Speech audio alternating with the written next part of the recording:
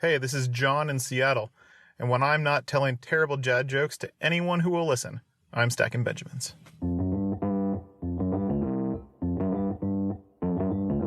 Live from Joe's mom's basement, it's the Stacking Benjamin Show.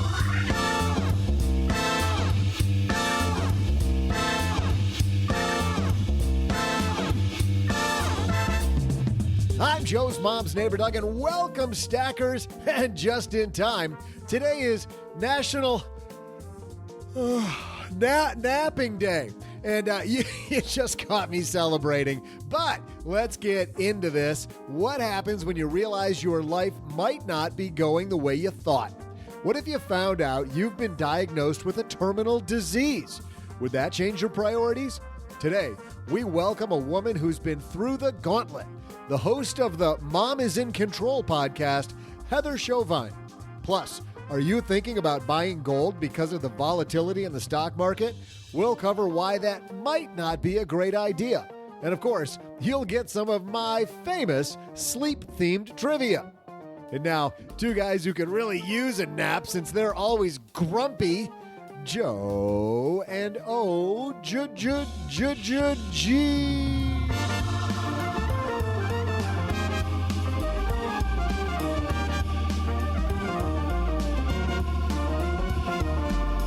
I'm never grumpy, Doug.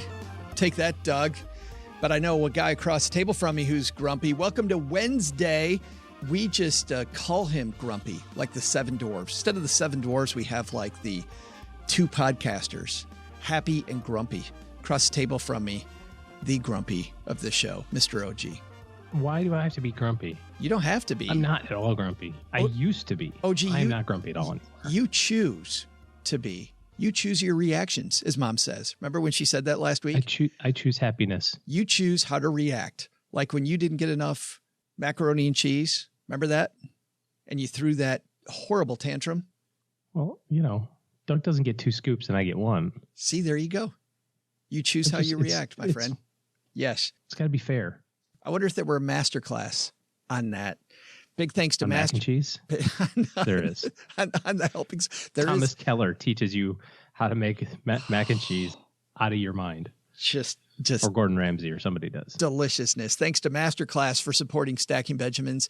I actually this morning was watching a Masterclass video. You can find hundreds of video lessons from today's most brilliant minds available anytime, anywhere on iOS, Android, desktop, Apple TV, and Amazon Fire TV. Get 15% off your annual all access pass at masterclass.com/stacking. Those are so good. I was watching Steve Martin this morning, talking about how he creates comedy. He talked about timing, and he talked about a story that Carol Burnett, who a fantastic comedian, of course, in her own right. Carol Burnett says, you know what the key to good comedy is, OG? Timing. What? I knew that was coming. That's why I dragged it out. So great. We've got a great show timed for you today because Heather Chauvin is upstairs talking to Mom. She's coming down to the basement.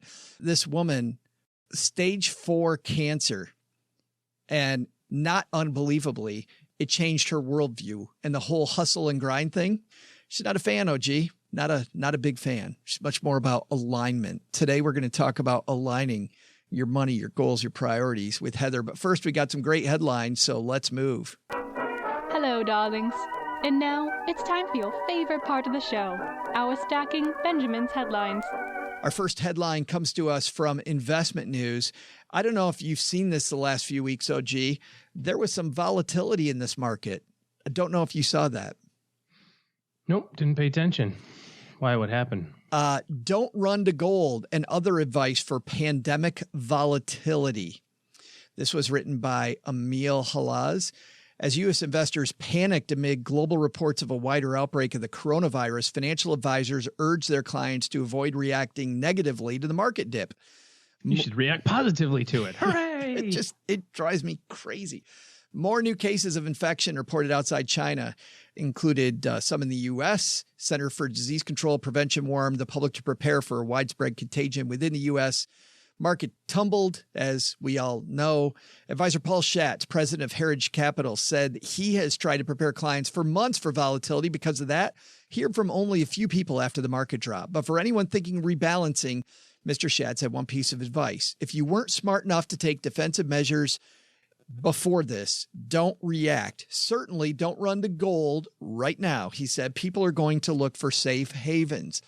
Advisors told clients to sit tight at least until the market recovers. Okay, we can go into this. It's basically the same stuff that we've said a billion times. Everybody knows what we're going to say there. Let's begin though, OG. It's amazing whenever the market drops, whether it's 1 day, 2 days, 2 weeks, 2 months, whatever it is, some of the baloney, to put it nicely, that I see in social media groups, amazing. Just amazes me, some of the things. First of all, let's start with this one, OG. I want to tee up this one. How should I react to this? I think it's really funny when you put things in context of time, where the price of the market or your stock or brokerage account or whatever, what it's worth today compared to what it was worth some previous time. Now, what we always latch onto is that high watermark. And in December, were you complaining about the price of your stock or the price of your portfolio or the value of your portfolio? Of course not. What happens if it goes all the way back to a year ago? Oh my God, the horror. It was fine a year ago to put money in when it was at the same price, or 6 weeks ago. Why is it not okay today? Why all of a sudden do you have to go like, oh, what? I only have $100,000. I need to do something. It's like, well, but you had $100,000 6 months ago. You were on the other side of that curve. You thought, hey, this is great. There are only a few truisms that you and I trade in. Usually we're more about individual financial plan. But here's one. How about if I throw this one across the table at you? If your question involves the word react, you're already thinking about it wrong. You should never react when it comes to your money. Well, just think about the way that word is set up. Action backward, right? Like act back. React. That's kind of what that means, right? I want to do an action again. So you have different information now, and now you want to react. Great investors just act. We have a plan that we work off of. And every analogy you can think of. You know, it's springtime here in Texas. We've got some landscapers coming to put in flowers, and we're putting some trees in the backyard. And I guarantee he doesn't even have to tell me, hey, OG, don't pull the tree up out of the ground in 6 weeks from now to see if it's taken root. It's got to stay in the ground. It's like, well, but how do I know it's taking root? It just takes root. You know, when I plant stuff in my garden, you don't pull it up every 3 days and go, is this thing growing? Is this thing growing? Of course not. Now we do it with our houses. We can have Zillow. But before, when did you figure out the value of your house? When you sold it, you know? So it feels like kind of beating a dead horse of like talking about this, right? Like just leave it alone, leave it alone, leave it alone. But every time the market goes down, it's the same stuff. There's a new crop of people who don't understand this, and it just is frustrating. I'm waiting for like the big number to come down. Like, let's start talking when we get a 30% market decline. Let's try that on for size. Well, here's the bigger thing overall. There's somebody yelling at their device right now. So what should I do? Number one, start with an investment policy statement. It's funny how many people say, yeah, I don't like having smart people in my corner when it comes to my money. I'm smart enough. I can do this all by myself. And then they blow up their stuff. And I'm not saying that you're not smart enough to do it yourself, but if you are doing it yourself, we've talked here several times about investment policy statements. Good financial advisors have investment policies. It's what they use to manage money. It is the prospectus. It's the guide. It's everything about what they do ahead of time in a non-emotional state, how they diversify, how they realign, what they're going to do defensively, what they're not going to do. It's all in writing, and then they work the machinery. If you have an investment policy statement, you know what you don't do? You don't say, how do I react to this? You don't say it because there is no such thing. There is no such thing. Well, I mean, part of the benefit of a disinterested third party, I suppose. But you can do this on your own also. If you think about your money and you think about your goals like a separate business, right? Imagine yourself sitting on the board at the community foundation, and you and 11 of your friends are in charge of the direction of this $200 million endowment, or you're on the board of your school. Like, do you think maybe you have some rules in place for how do we make decisions on investing? Or what's the maximum percentage of the portfolio we will have in any single position or single issue or allocation look like? What's our expectation from a return standpoint? What's our tolerance from a variability perspective? You know, what are we okay with? How often do we review it? How often do we make changes? Of course, you wouldn't just walk into the foundation board meeting, you know, be like, I don't know, let's just buy some of that and buy some of that, and we'll trade some of this. And you have some direction. You have rules. Everything in life revolves around this. You know, God forbid I use a plane analogy, but you got checklists. You got, you know, you have to follow a certain thing. You have to do it a certain way every time. And it's all for a great reason. So you don't up. Right. Exactly. 2 phrases I hate on social media or anywhere. Run, number 1, and number 2, back the truck up. I don't like either one of those either, and I'll tell you why. I don't like people that run because, and not because running's the wrong move, by the way. People, when somebody says, hey, I'm thinking about getting out, you'll get a bunch of people going, no, man, don't do that. Back the truck up. No. We don't know. You and I have been around a little while. 2000 to 2002 and 2007, 2008. I'll tell you the problem with back the truck up, guys. You don't know how long this is going to go. You have no idea. And if you're buying on day 1 or day 2 of a market downturn or the first week, I'll tell you, it can go down for a year. It can go down for 2 years. It could go down for 4 years. You have no idea. So that means the emotion that you have when you think about running, it ain't wrong. That emotion is fine. However, it's built in your soul. Absolutely. When you see a big bad bear on your running track, you don't just go back up.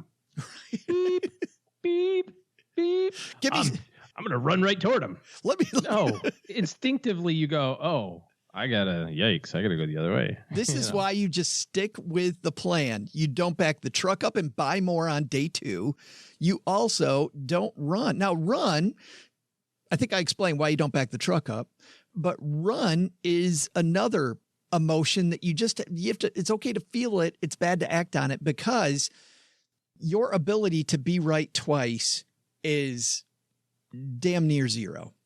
You're not going to pick the right day to run. And then I'll tell you, because I've been on the other side of this fence already, and I had clients that talked me into this before, and it always went badly. You feel differently once your money's out of the market. And you will consistently talk yourself out of getting back in at what definitely looks like the right time. And sometimes in hindsight was. But because the money's in what you think is a, quote, safe place, you don't make the same moves as you do when you're already fully invested. You don't. It's like, I don't mind these sites where you pretend stock trade with fake money. I've done that myself. I'll tell you, I make a lot different moves when there's real money in the game than I do when I'm playing with my fake account. Fake accounts are fantastic to learn how it works, how the buttons work. It's like playing blackjack on your iPhone or blackjack in the casino. On your iPhone, you're like, $1 million a hand. Let's make it rain. Gone. Oh, I'm out of money. Just go back to the bank. Yes. Go in the casino, you're like, I will play $1 and I lost. Okay, sorry, I'm out of here. Let's leave. Let's just go have dinner. Right. and we're out. Don't run because you're not going to make good moves and they're all going to be emotional. Don't back the truck up. Have an investment policy statement and stick to it. Let's stick to it, peeps. Our next headline comes to us from The Verge. This is written by Jay Peters. Jeff Bezos, you might have seen this, OG, commits $10 billion. Call him JB. Yeah. You're good, buddy, JB, to fight climate change. Bezos Earth Fund is going to begin issuing grants this summer. Amazon CEO Jeff Bezos announced he'll be committing $10 billion to fight climate change through a new fund called the Bezos Earth Fund. He announced the new fund in a post on Instagram. Amazon confirmed the existence of the fund. Bezos said the money will be used to help scientists, activists, NGOs, and any effort that offers a real possibility to help preserve the Earth from the impact of climate change. Anyway, we will link to this in our show notes page. I think the only reason I want to bring this up is because these lines that we talked about a few weeks ago between ESG investing and, quote, good investments being even further blurred, right? I mean, Amazon's had a hell of a track record in the stock market. Bezos now doing his part on the climate change front. The world. Well, it sounds a lot like, did you see that Netflix special with Bill Gates? It's Yes. like Becoming Bill Gates or something Bill's like that. Brain. Bill's Brain, yeah, sure. Something like that, yeah.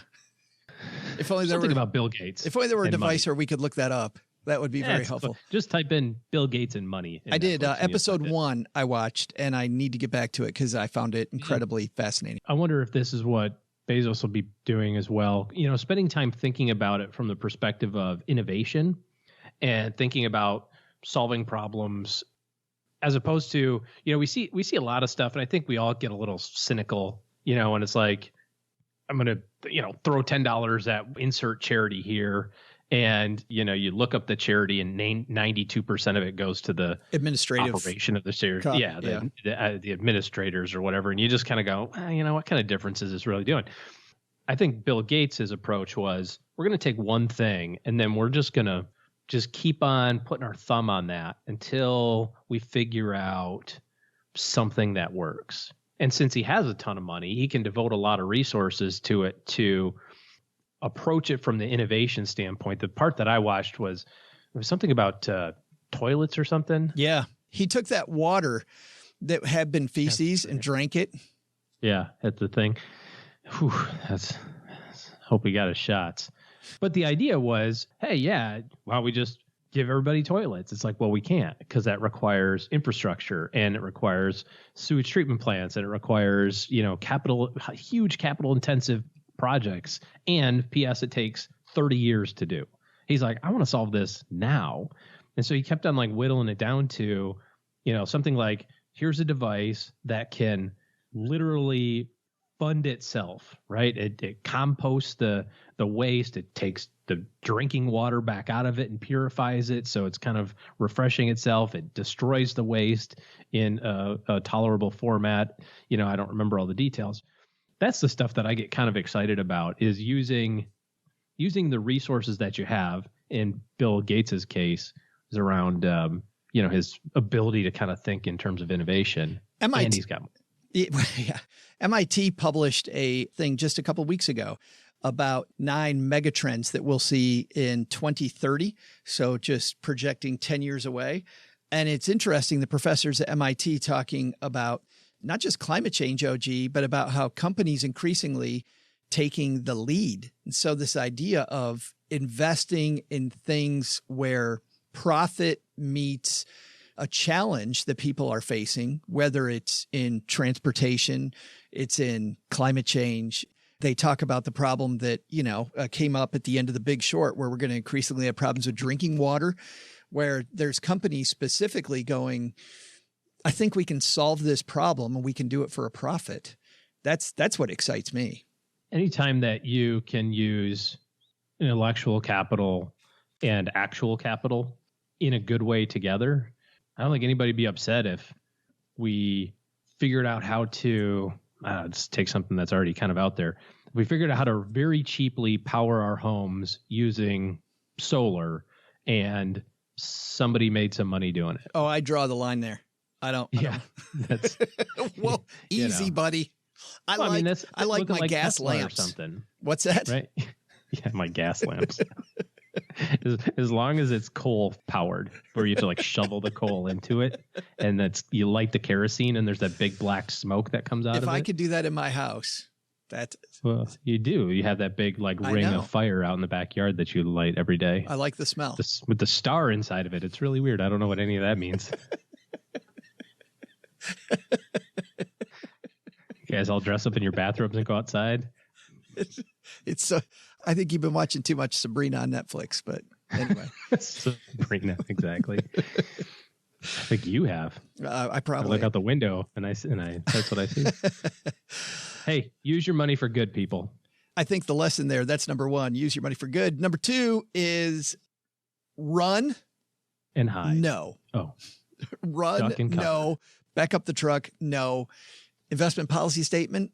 Shelter in place. That's what we can do. We can't run. We can't back the truck up, but we can shelter in place. Amen, brother.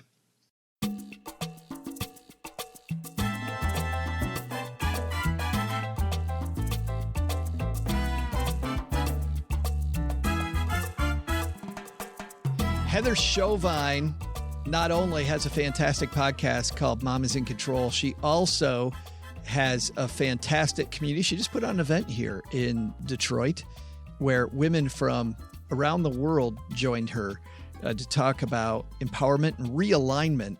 Heather is somebody who, and I'm going to ask her a lot of questions about this, found out that she had cancer at a time when it was in stage 4. And I don't know if you know this, OG. I'm going to spoil this a little bit. There is no stage 5. Oh, yikes. So Heather. Interesting. Okay. Heather has a fantastic story that is much more about alignment than it is about hustle and grind. Let's say hello to Heather Chauvin coming down to the basement.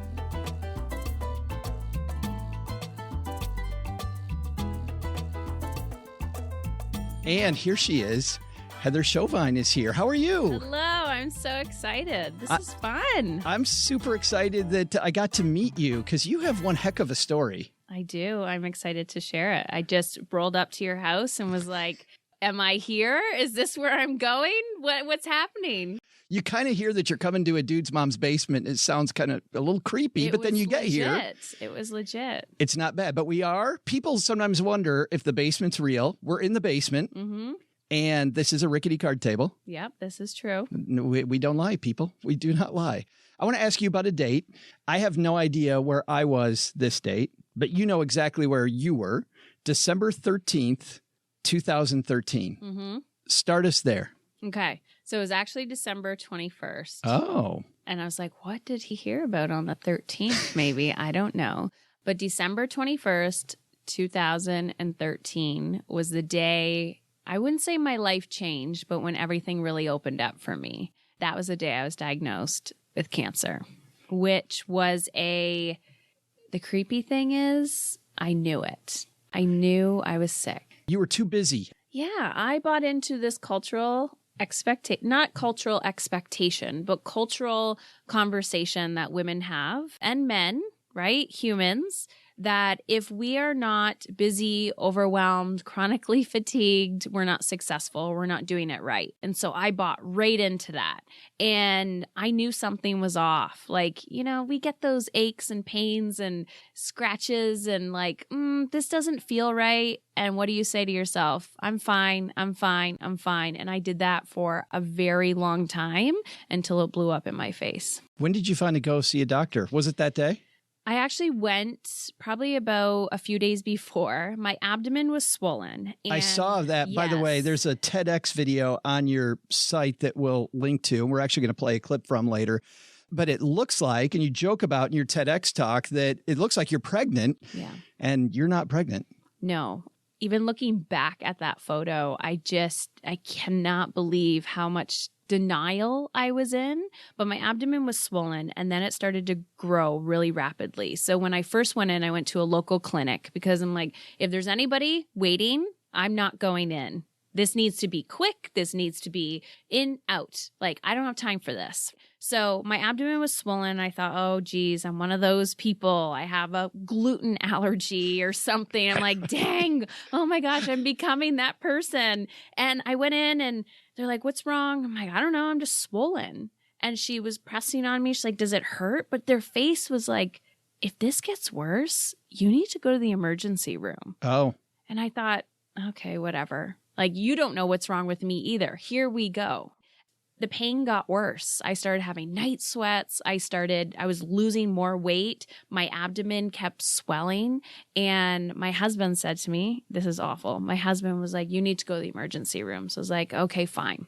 Get to the emergency room. Still, I'm in the waiting room and I'm looking at everybody else thinking, I don't deserve to be here. I am wasting my time. I'm wasting their time. Look at these people. They're really sick. I'm not. I'm just a little uncomfortable. Still in denial. You're thinking you're Canadian. Yeah. You're thinking too much Tim Hortons. Yes. You know, I didn't know what it was. My youngest, so I have 3 boys. They're 15, 10, and 7. The youngest was a year old. So I was still breastfeeding and my body, like I was so disconnected from myself. And I thought, I don't know, maybe it's baby weight. I had no idea. But in the back of my mind, I knew there was something more. So I left the emergency room. They called me hours later and said, like, Heather, where are you? Because they will call you if they leave because they think you died in the bathroom or something. Yeah. And the next day, my husband drove me to the hospital because he wasn't with me the first time. He said, we're not leaving until somebody looks at you. And even then, I was still in denial of how sick I was and went in. They did a CT of my abdomen. First of all, when I checked in at the hospital, he said, oh, triage is upstairs if you're pregnant, right? Right. I'm like, that's the issue. I'm not pregnant. And they looked at me and I was, oh, this might be bad. People are now starting to think that I look pregnant. And I'm surprised you're so nonchalant about it. You've already said 2 or 3 different people have looked at you and they've given you the eyes, right? The, oh my goodness eyes. And you're just, nope. Yeah, I guess I don't know. It's been 6+ years. It's amazing how your body and your mind just copes with trauma. And so I'm just trucking along. So my husband, we got in there. They did a CT of my abdomen and blood work, and they were taking a really long time to come back. And when they did, she looked at me and she's like, you have cancer. And I thought, I knew. Like my first gut instinct was, I knew I was sick. I knew I had cancer. My second thought was, I'm going to die. And then I looked at my husband and he broke down. And of course, I just was like, you're fine. You're fine. You're fine. You're trying to take care of his emotion. Yep. You begin to see really quickly how you've positioned yourself in relationships and in your life, that when you're the one that should be falling apart, all of a sudden you realize you're lifting everybody else up. I learned so much about myself throughout that process. The learning began there, but it sounds like over the next several weeks, you started just reevaluating everything. What was the first really big aha that you had that still really carries over to who you are today? I'm smiling and when I want to laugh because I'm like, which one do I pick? Well, and actually, even before we get to that, I'll give you a second because I do have a different question, which is in the open to your show, Mom is in Control, which we'll talk about again a little bit later. And I'm laughing because it's great SEO, by the way. I always ask people how they found me and they say Mom and Control. But if you're referring to the other website, is that what you're referring to? No. Okay. Oh, I don't know. I don't know the other website. So if you go, I don't even know if I can say this, so it might get edited out. If There's just a different website. If you add an S to Moms, it takes you in a completely different direction. That's all I've been told. I get emails about this. Yeah. They're like, Heather, by the way, if you add an S to Moms in Control, it's a completely different demographic. I don't even want to ask you how often you have to tell people they're in the wrong place. I know. I've been trying to get the URL, but it's not worth the investment. Maybe not. Yeah. So, see, that just completely ruined my train of thought. But you say in the open of your show, a lot of the time you say, I don't like the term cancer survivor. Mm-hmm. How come? It's like everyone has their story, right? Everyone walking around had their own challenges and battles and their own story. And all of a sudden, when you say cancer survivor, people see you differently. But also, I feel like, one, I didn't battle anything. Like I wasn't up for a fight. And I've lost friends to cancer. So what did I actually survive? So it was a disease that came into my life. And I was lucky enough, privileged enough to, one, have the resources to be able to, I live in a country I live in Canada, have the resources, in our healthcare system to do that, but also extended financial resources to be able to say, okay, what's next? Why did this happen to me? And take care of my body. And I know lots of people who have gone through this, and I feel like there's so much shame behind it too, of like, so did I not if I didn't survive or someone didn't survive, did they fail? Yeah, it's just really heated. There's so much behind it. Too reductionist. Yeah. Kind of. Yeah. So first big aha, because you had journals all over the house, you said. Your husband's cleaning up journals all the time because you're writing stuff down now. Yep. All these big life thoughts all the time. First aha moment was energy. Really observing how people showed up. I mean, I had lots of aha moments, but one of the big ones, especially the one that's coming to me right now, is people. And I didn't care anymore. That fear of judgment that we have, right? Like, what are they going to think? What are they going to say? I was so committed to living that when someone would call me and their energy was like, how are you? And they were really like, you're going to die. I'm like, you're out, off. I only surrounded myself with people who made me feel really good, who had this positive, empowering energy behind them of like, you've got this, rather than those that wanted to bring me down. It's interesting you're talking about this now because I was just listening to an episode from a few weeks ago. This is from episode 668. People can tell when you're doing the work. Let's listen in to Heather talking about this very topic. Was different than any other speaking I've had to do. It was an inspirational talk, but it was short and sweet, where I was telling a story about reinvention. And it was a competition, and I got second place out of 10 people. And so it came back, and I couldn't watch it. I still can't watch it. When I started to listen to myself, the vibe that I was getting was that I was an imposter, that imposter syndrome. This is a real thing. And I used to look up to people, or I still do, but people like mentors, people that I looked up to that I thought, oh, I wish I could do that. I wish I could do that.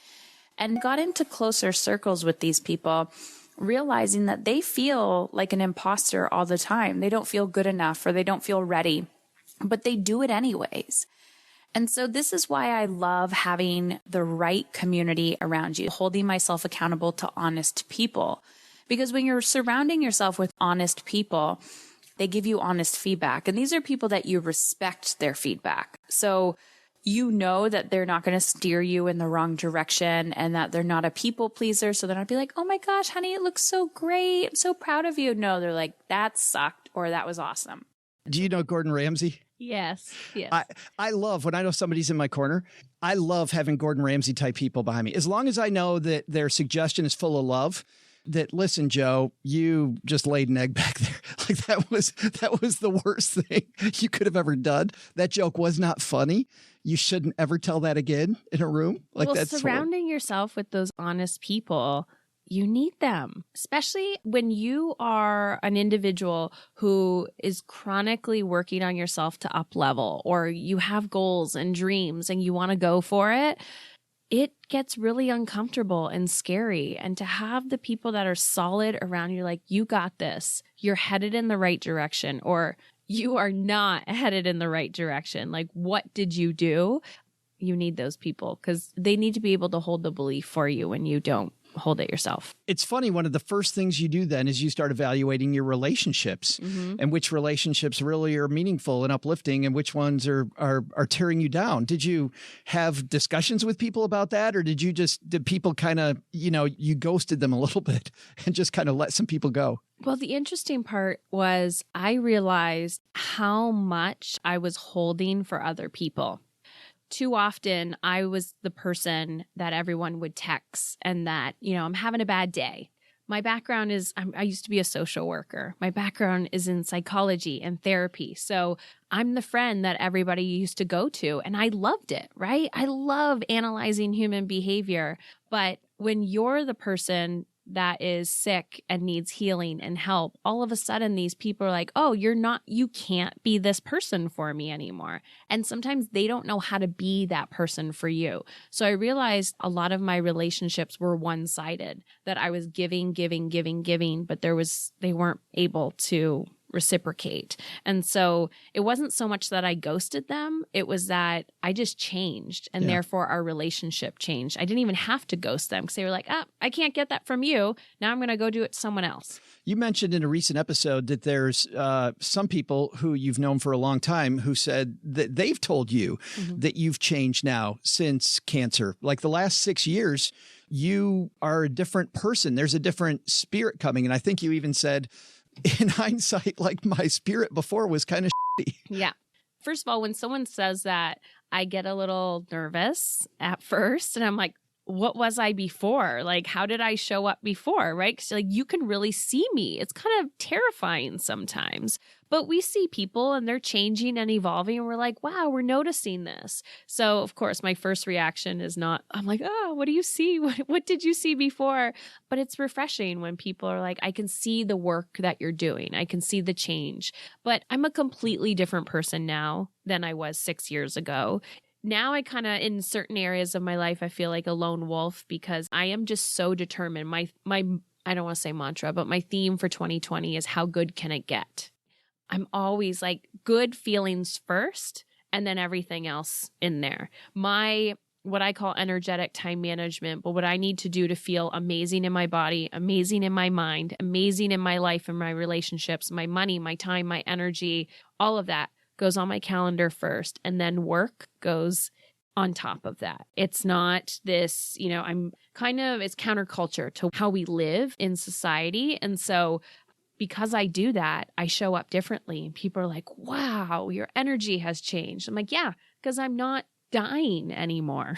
I'm not killing myself inside to quote unquote be successful or thrive or raise children or whatever that looks like. Nothing to do with cancer. I mean, you were killing yourself before cancer. It was almost like cancer was the wake-up call that I cannot sustain this. Yeah. I remember, however deep we want to get, but previous to cancer, like even in my teens, I'm like, what's the purpose of life? Like, why am I here? Do I even need to be here? Like it got really deep for a while. Did you just sit around listening to The Cure and the Smiths? My gosh. You're just trying to find your way and you're like, what is this? And I felt like cancer was the universe saying, okay, you don't think you have a purpose, Heather? I'm going to show you. Like it's go time. There's no more overthinking. There's no more poor me. There's no more what ifs. It's execution time. Like you just got to take action now. You have all the information that you need. Just go, do, make that smoothie, move your body, live your dreams. A lot of people listening might be wondering, so what does this have to do with money, Joe? This is the Stacky Benjamin Show. It's funny because I wanted to talk to you, Heather, because I think this has so much to do with money. Instead of us serving our work and us serving our money and us serving all this stuff, you turn that upside down and all this stuff. You started off with, what do I want? Mm-hmm. And it's funny, back when I was a financial planner, which is over a decade ago now, I remember sitting down with people and I'd say, so what do you want? And they'd say, well, I want more money. Mm-hmm. What do you hear as cancer survivor? I'll go back to that term, even though you don't love it. Mm-hmm. When you hear that, I just want more money. Mm-hmm. Well, as most people who have ever been sick, money is not going to buy health unless, what is that saying? I watch it now. My mom just retired. She won't be listening to this episode, but it's that typical mentality of like work, retire. And then you're just like using all that money you saved to restore your health. Right. Yeah. And I see it the opposite. If you feel amazing and you're doing that, I'm more centered and focused and amazing. Therefore, all the money that I want and desire, I can still work up towards. But it's actually not the money you're after. It's the feeling. Okay, great. You want more money. What is that going to give you? It's going to give me freedom. It's going to give me space. I can travel and relax and buy more crap and do whatever I want. Okay. What is the feeling? Joy, ease, peace. Great. How can you create that feeling today? You can still have the $1 million in your bank. You can still give to charities. You can still travel the world. And yeah, you're not going to be able maybe to do it tomorrow, but if you have a plan and you keep going for it, but if you live with that feeling every day, and it doesn't always show up every day, but if I want to feel energized and I'm not fueling my body with energizing food, if I'm not moving my body, if I'm in an environment that makes me feel gross and crappy, but, I still have money in the bank, right? So it's the feeling that we're after. And that literally dictates my whole life. And I think that's great because it's not, if you're unhappy now, having more money is not going to turn you into a happy person. No, and we all know people like that. So clearly that's not the way. I want to talk about something else here that you talked about in your TEDx talk. By the way, how intimidating is it getting on a TED stage? extremely intimidating. My husband has secret footage of me having an epic tantrum in the car the day before. And he's like, I do it before every talk. Typically, it's the day or two before. I just freak out, and it's absolutely hilarious. I'm out of my mind. But yeah, it's extremely intimidating. But in hindsight, I'm like, no big deal. Anyone can do it. Yeah, afterwards, you're right. Yeah, now that you've already done it. Let's go to your TED Talk. This is a couple minutes in, and man, guys, this is something, Heather nails something here that I've believed for a long time.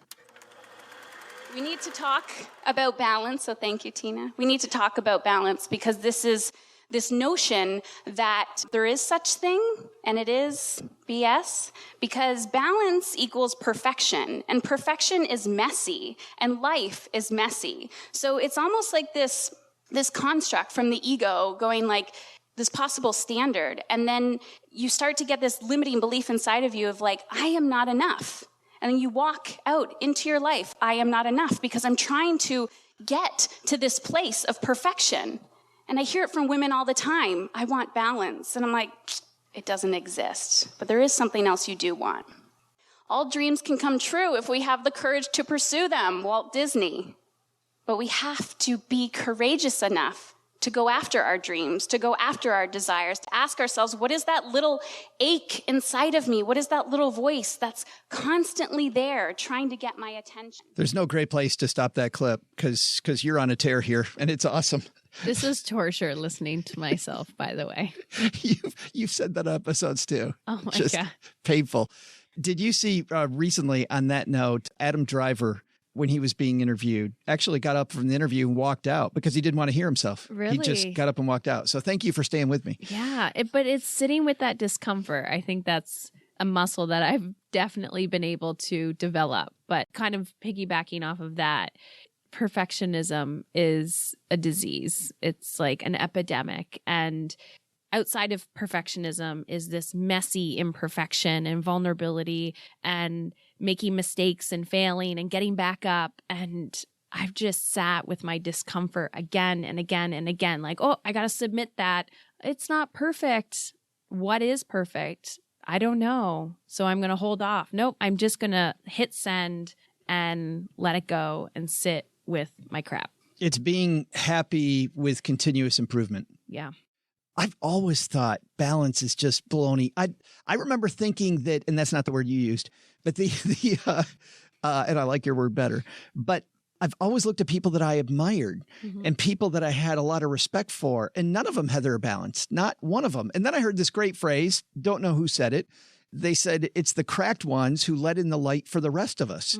And I think about all my favorite heroes. None of them are balanced. Now, some of them aren't healthy. Yeah. So doing it in a healthy way, striving for your goals. But I like this idea of courage. And you're not big either on the whole hustle and grind thing. Well, I find it interesting because I'm a recovering hustler, I call myself, but I can be gritty. Like I can have grit if needed, but people don't understand this hustle and grind. It's like this all or nothing mentality. And they completely forget about their needs and themselves. And a lot of women that I attract in my world and my coaching programs, the ones that listen to my podcast are ambitious go-getters, workaholics, right? We're all like that if we keep going and keep going, keep going. But when are you going to stop, right? It's not about wake up, go, go, go, go, go. Okay, sleep. Sleep is for sissies. I've heard this too. Like all of these sayings. Awesome. Right. You can sleep when you're dead. Yeah. And you're going to probably die sooner because your body needs a rest. So when are you going to ask yourself, am I enough? Do I feel good? How do I want to feel? Is the way that I feel right now in alignment? So I get, okay, there's 3 things that you need to do and you're just got to bang it out, right? You're like, it's going to be a long day. But if the next day is like that and the next day and you look back, you're like, wow, it's been 6 months, it's been a week, and you're just burnt out. And your body, this is the beauty. Your body is so intelligent. Your body is saying, stop, stop, stop, right? I'll get clients that come to me and they'll tell me all their stressors. And, we're trying to implement these strategies. And all of a sudden, I have a migraine. Oh, I've had a week of migraines. I'm like, listen to your body. You can go all you want. Your brain is going to say, go, go, go, go, go. But if you're not listening, your body will say, I'm done. It's funny. That reminds me of another phrase I heard recently, which is we think we have to do everything ourselves. And by the way, you have a phenomenal assistant who helped us get together. I know. She's like, here's his address. Show up. And I was like, great.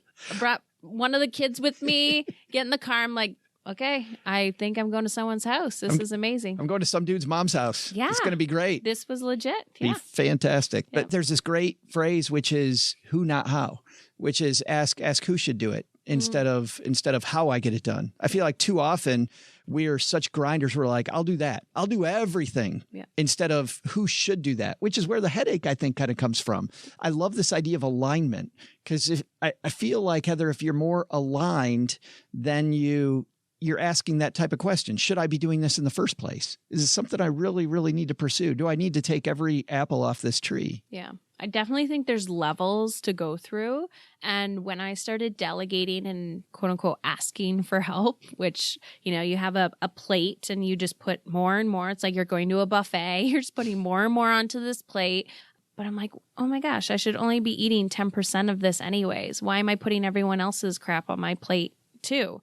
So I started delegating and then I felt really guilty or, it's not, I started micromanaging. So you do it slowly. You just simple strategy.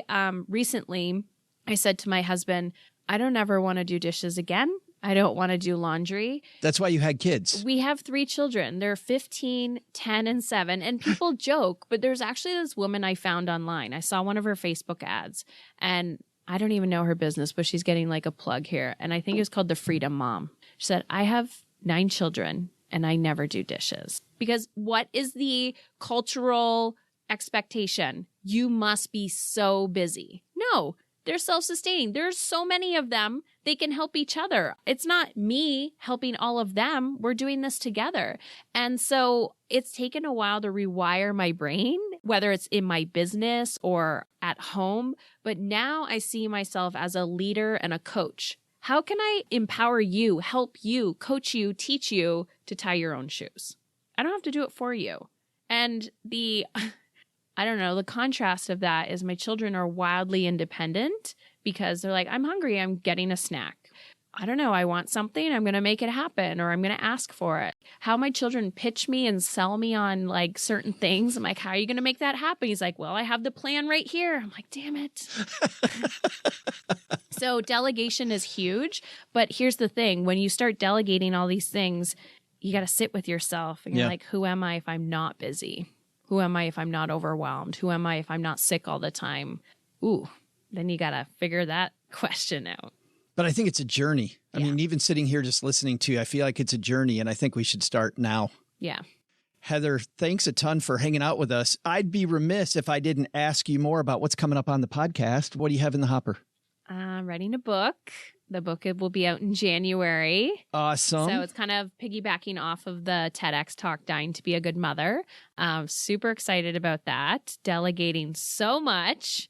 And just podcasting 3, sometimes 4 times a week, which is fun. Just things off the top of my head that come to me and probably lots more stuff. But I'm always on the podcast. And I will link to the podcast and your website, heatherchauvin.com, on our show notes page at stackingbenjamins.com. Thanks for hanging out with us. Thank you so much. This was so fun. Hey there, trivia fans. It's Joe's mom's neighbor, Doug. I'm feeling rested and alert because I've been busy celebrating National Napping Day. This reminds me of when I used to nap back in school. Back when I was 19 and a sophomore in high school, I woke up and these 7th graders had written this horrible permanent marker all over me. Those rascals. Those were the good old days. Hey! Wouldn't it be hilarious if I got Joe and OG to take a nap and then wrote on their foreheads? Haha, yes. See? Well-rested Doug comes up with all the best ideas. Okay. Joe's mom has turkey in the fridge. We all know turkey makes you tired. Well, I go make turkey sandwiches for Joe and OG. Why don't you contemplate this trivia question? How about this? Before Thomas Edison invented the light bulb in 1879, nighttime sleep for the average American was 9 hours per night. But that was then. This is now. How much sleep do Americans get on average per night today? I'll be back faster than you can take a power nap. Well, you've heard OG and I talk about this a lot, even when they weren't sponsoring the show. Masterclass lets you learn from the best with exclusive access to online classes taught by masters of their craft. You can learn the art of negotiation from Chris Voss. I was studying comedy this morning with Steve Martin. Improve your cooking skills with Gordon Ramsay.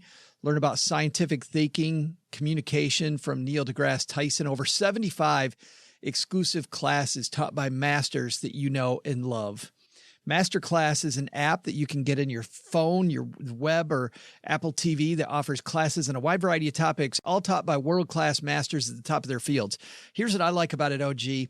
Not only have I taken these classes off Masterclass, they are so involving that they don't end with Masterclass. Like, it opens up this world to me that makes me go explore and look for more. And I end up that the Masterclass is as much the beginning as it is the end. And the Steve Martin one, as an example, I've gotten so many ideas that I write down, oh, I need to study this next. I need to study this other thing next.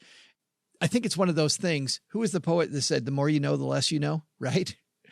That's what I love about Masterclass. I can dig in and learn just all the exciting avenues that are still open to me. So whether you're interested in TV writing, game design, investigative journalism, French pastry fundamentals, there's a Masterclass for you. You can explore the lessons in any order you'd like across your phone, the tablet, Apple TV, and a computer. Every lesson's about 10 to 15 minutes, so it's bite-sized.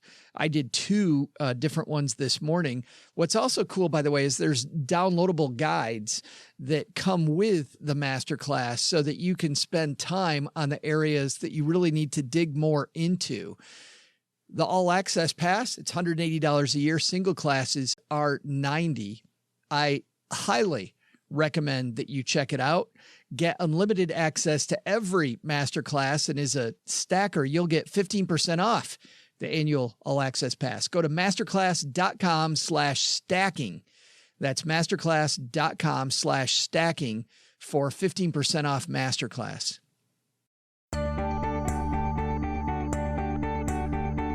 Hey, trivia fans, Joe's mom's neighbor Doug over here, and who would have thought it would be so hard to get Joe and OG to take a nap? These guys were born to take naps. How am I supposed to prank them and write on their foreheads with a permanent marker if I can't get them to fall asleep?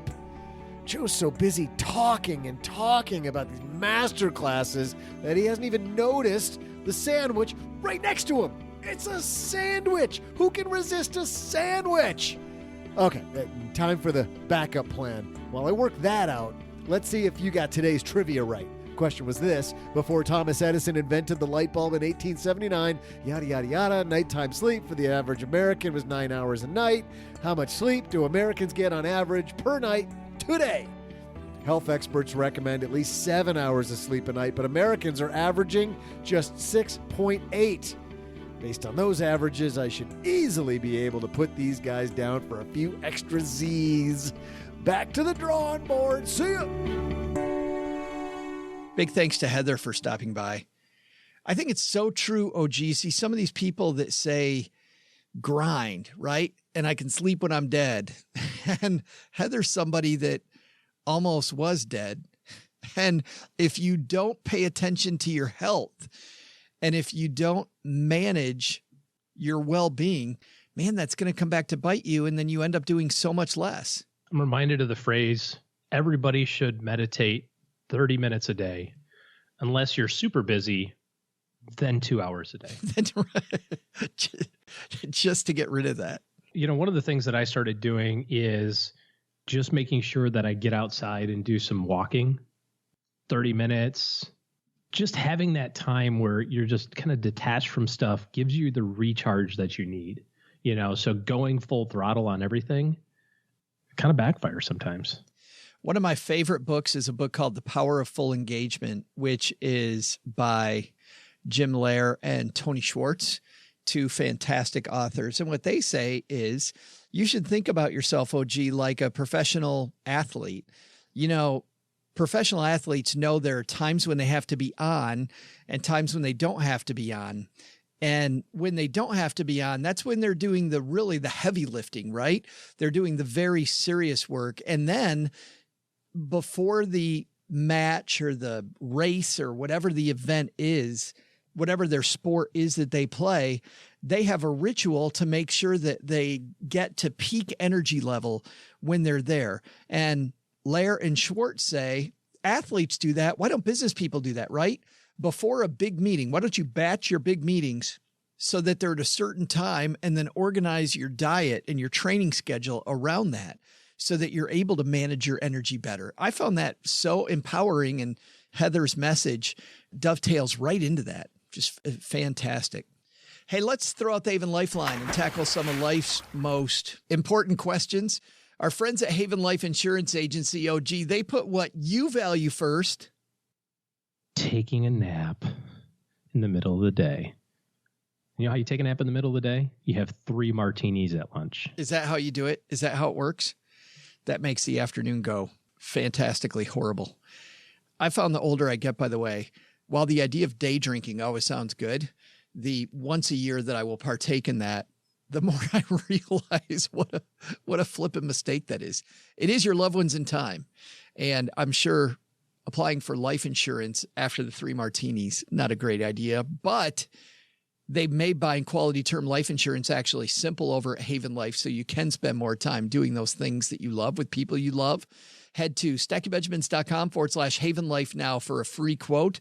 They've made the application super simple. They've cut it to the key questions that need to be asked. No waiting several weeks for a decision. Lovely customer support.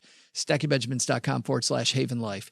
Today, I'm taking a great question that we had in the basement a couple weeks ago, OG. This came from David. David said, tell me why I'm wrong. TQQQ is a broad 3x leveraged ETF that returns 3 times the gains and 3 times the losses of the index it tracks. If the market goes up, given enough time, why wouldn't you buy that and hold it? The gains are absolutely cosmic since inception. The only risk I can see is if the index drops 33.3% in a day, I lose everything. But that hasn't happened ever or even come close to happening. Tell David why that doesn't work. Well, the biggest answer to this is, number one, stay off of Reddit, because that's where you got that from. I'm on there and I can see what you guys are doing on Reddit, on Wall Street Bets board. Do not be following advice on freaking Reddit, which is, I'm going to buy a TQQQ. It only goes up and I make 3 times the money. Okay, so here's the answer to your question. The answer to your question is because it resets on a daily basis. So if you have a series of time, and granted, if you have a profound run up in the bull market where, 9 out of 10 days, the market's going up, you're going to make money hand over fist. But if you have a couple of those days in a row, see a week ago where the market had 2 negative 3% days in a row, that is going to just destroy your portfolio faster than you can recreate it.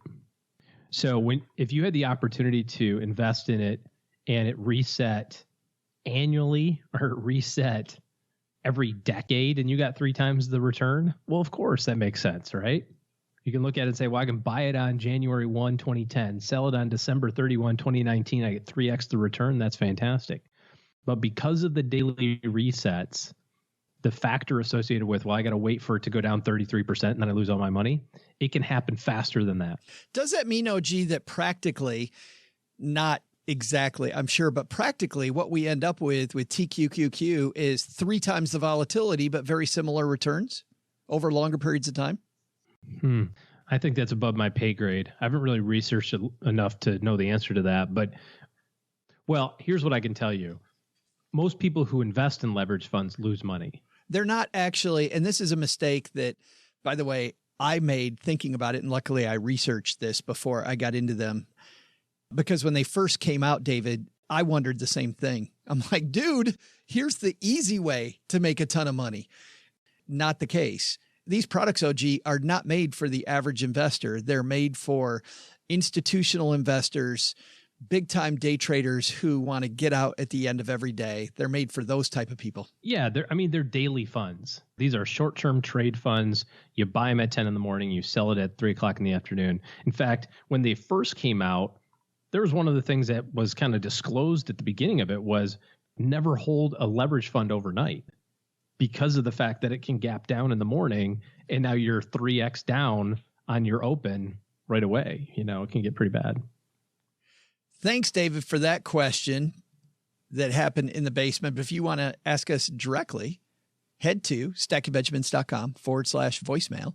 If you want to join in the fun over on our Facebook group, it's a private group. You have to apply to get in. Ask just a couple questions like what's your social security number and and your American Express card number, and as well as the expiration date, and your mother's middle name and where you met your spouse. Besides that, we don't ask any of those questions. We just want to make sure people aren't going to spam our group.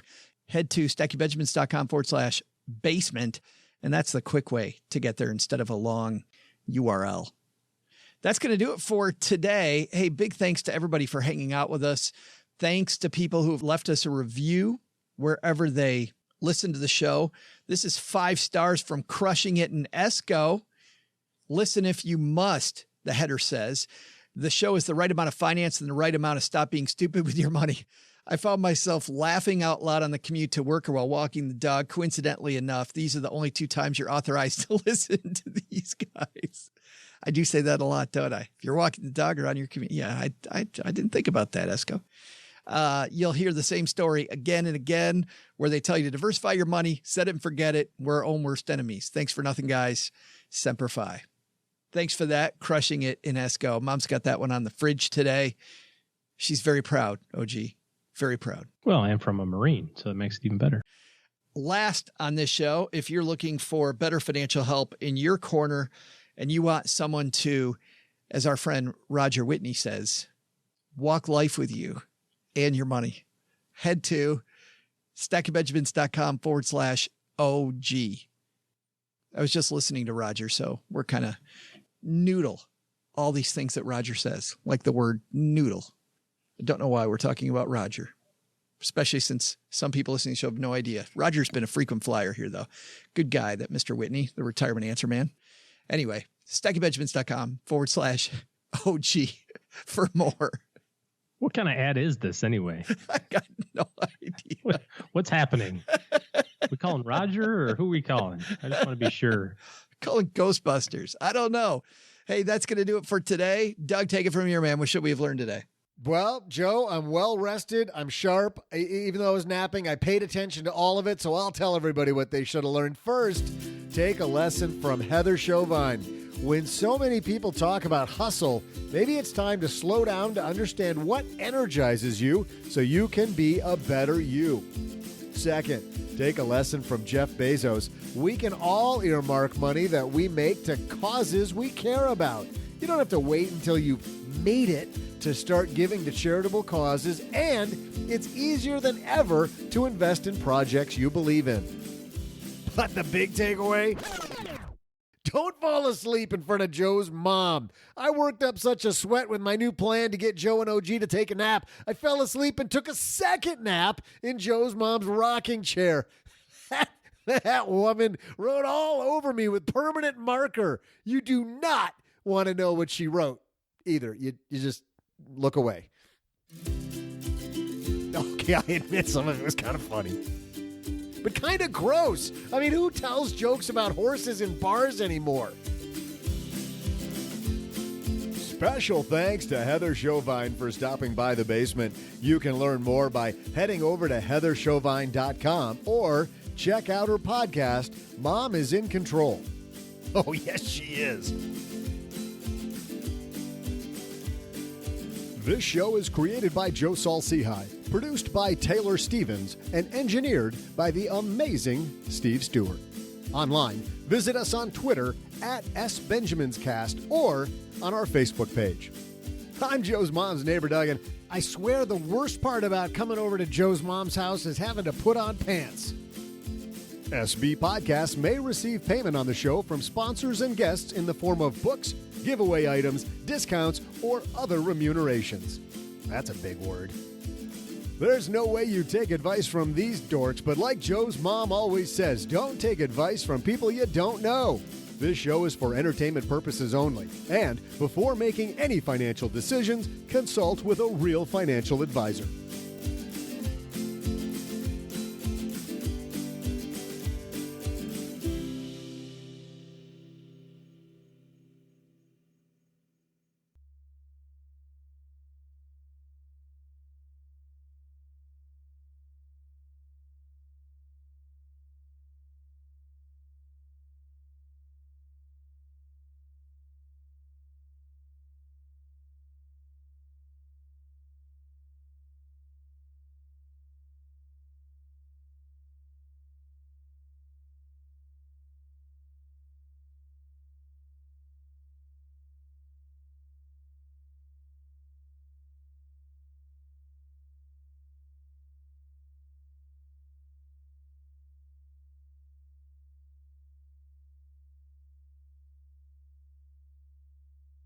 Good friends of ours, Rick and Stella, gave us an AMC movie card.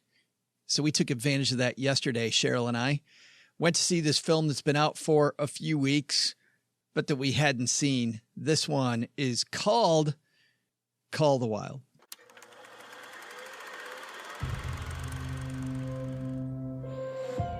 The Yukon is a dangerous place. You never know what's coming. I came up here because I didn't want to be around anyone. And then I met Buck. He was a dog like no other. He'd been spoiled. Out! Come on, Buck. And he'd suffered. Come on. But he could not be broken. I don't know where you came from, but I know where you are now. Welcome to the last place on the earth. I should let him have a minute. Buck, through no fault of his own, ends up on his way to Alaska. Buck is the name of a dog owned by a judge in some nondescript town. Not really sure where it is. And I didn't read the book, Call of the Wild, so I'm not sure how true to the book this actually is. But it's the story of a dog and a bunch of adventures that the dog takes as he heads into Alaska during the time of the Alaskan Gold Rush. That was the voice of Harrison Ford that you heard there. He's by far the most famous person in this film, the most recognizable character. There's quite a few other characters that you've seen in other places, but by far Harrison Ford is who they're marketing along with this CGI dog. By the way, the CGI, not just from the dog, but the other animals, done really well. There were only a couple times, OG, during this movie that I thought, that definitely looks a little computery, you know? For the most part, I thought that it was straight ahead. I also wasn't sure, being a 39-year-old guy, that this would be a movie that would be a great movie for date day. Cheryl and I on a Tuesday afternoon. And it starts off very campy. When the dog steps on the floor, everything in the house shakes in a way that it wouldn't shake if a dog stepped on the floor. And the dog does some crazy stuff that, okay, maybe the dog would do it, but it's not as comical. And at first I thought, man, this is really a film that is the definition of a old-time Walt Disney family movie. That said, it follows through on that.